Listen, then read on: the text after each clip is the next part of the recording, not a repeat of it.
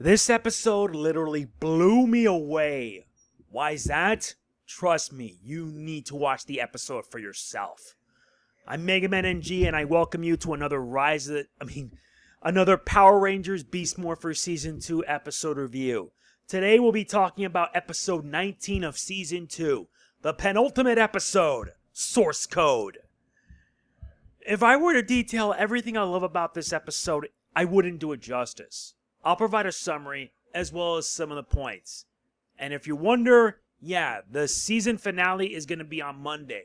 And I will also be working on a video where I will detail my overall thoughts on the series, both Season 1 and Season 2. And my hopeful thoughts for Dino Fury.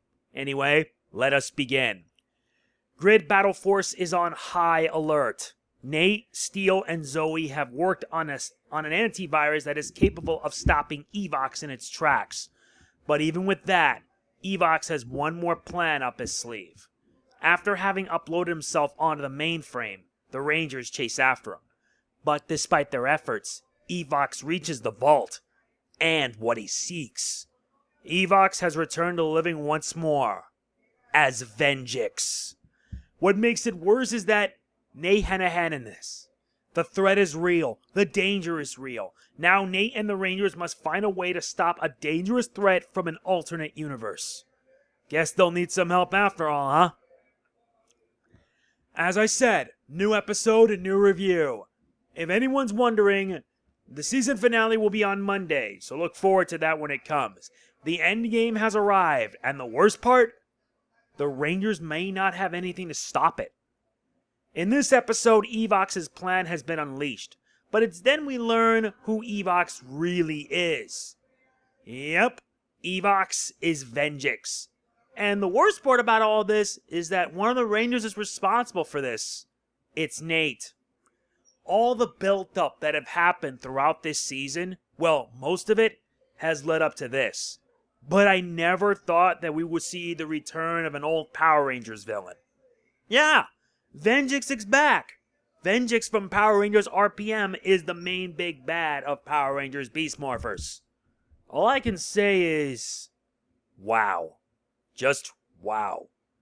So for anyone wondering, for those of you that don't know about Power Rangers RPM, RPM was the last season in the Disney era. It's a series that is underrated considering that Disney did everything they could to bury it. You want a list of how that went down? Believe me, I've watched the show when it aired, even when it was on ABC Kids, because Disney pretty much wanted nothing to do with it. Here's a list. First off, Disney by that point considered Power Rangers to be an embarrassment to have, let alone produce it. Well, it's an embarrassment to them mostly because they bought Fox, Fox Kids, and Fox Family, and Power Rangers was part of the package. They were ready to can it outright after Jungle Fury, but Bandai, along with Jetix Europe, stepped in to pay for one more season. Disney did agree to this despite that. Not only that, but writer Bruce Kalish left Power Rangers after Jungle Fury to work on Aaron Stone. Once he left, however, Disney, by that point, had enough, and pretty much pulled Power Rangers, including reruns, off their cable channels. Mostly Toon Disney, but by that point, Toon Disney was rebranded into Disney XD, and then they decided to shuffle off RPM onto ABC Kids. Yeah, that was a mess.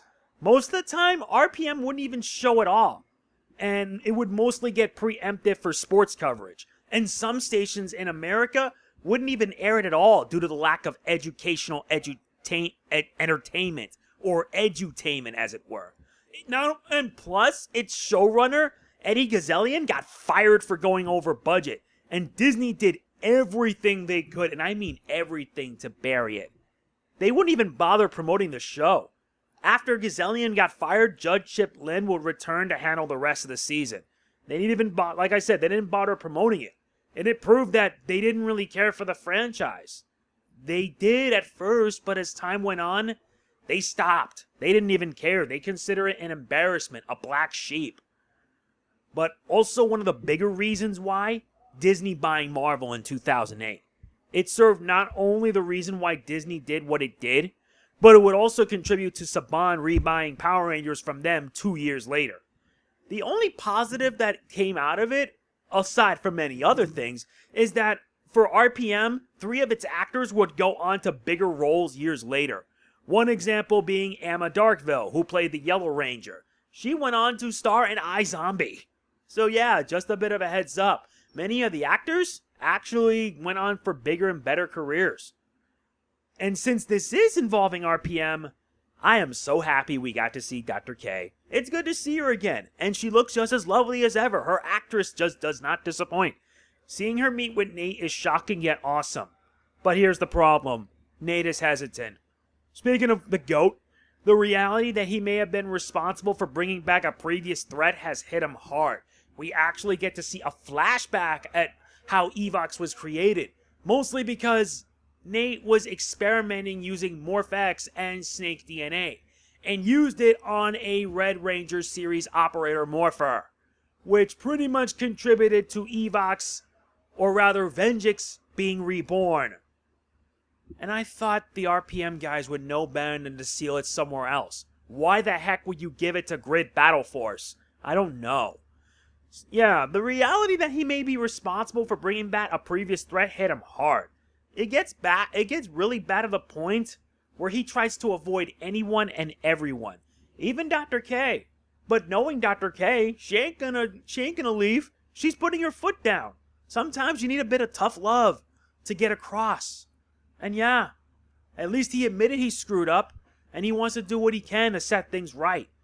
What surprises me is that Evox / Venjix actually shows more respect towards Scrozzle.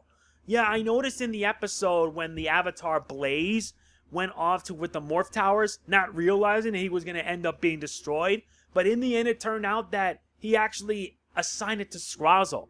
I personally feel that Evox, or Venjix in this case, actually showed more respect. And that's pretty surprising to say the least. I like that. Even a villain can show a sense of honor, but not always. I'm at least happy that he does show appreciation to someone who have been around for so long, who have been so loyal. So, that's a plus.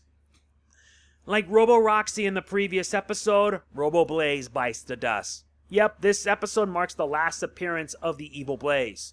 Compared to Roxy, Blaze turned out to be a really competent threat, and I will commend his actor for delivering a good performance. Not only as the Avatar, but also his human self. This adds a bit more versatility, but it also shows that with the right skill, the right acting, you can make anything go well enough. And I will praise his actor for doing a good job as Blaze. I salute you, my friend. As for Ben and Betty, they were useful, mostly. Their antics didn't really help them much when they tried to, get Venjix, but they ended up getting hogtied. Not to mention they also proved to be helpers for Dr. K, since Dr. K had them go get tea. Everything about this episode is awesome. I've said it already. The fact that it not only served as a somewhat sequel to RPM surprised me. I gotta admit, I have to wonder if the writers knew that they were gonna end up being replaced once Dino Fury comes.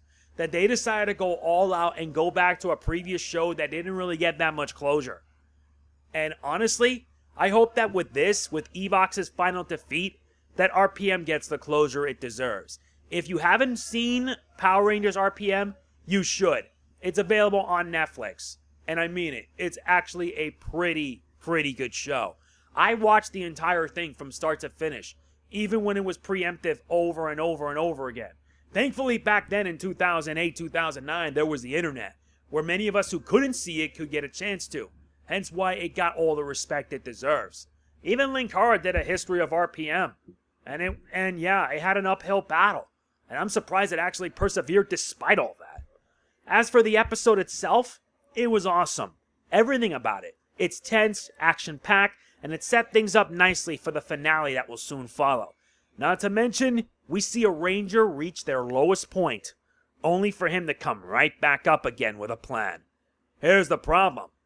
Can that plan be enough to stop Venjix from destroying another world? Because the end of the episode showed that he has already gotten access to the Morph-X towers. The end game is near, and it's going to be intense. My final rating for this episode is a perfect 10. It was an awesome, yet action-packed episode that was really tense throughout, from start to finish. We get to see the return of Dr. K, along with the return of a villain I never thought we would see. Venjix. And the realization that Evox was Venjix all along surprised me.